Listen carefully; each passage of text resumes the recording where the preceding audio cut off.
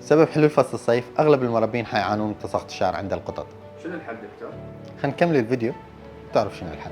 جبنا لكم اليوم مسارات المالتي فيتامين اللي هي تكون ضرورية للنمو الصحي للحيوانات، اللي تحتوي على الفيتامين A، فيتامين D، فيتامين C، مجموعة البي كومبلكس الضرورية لعمليات التمثيل الغذائي، بالإضافة للأوميجا 3 أوميجا 6 والبايوتين لتعزيز نمو وتقوية بصيلات الشعر.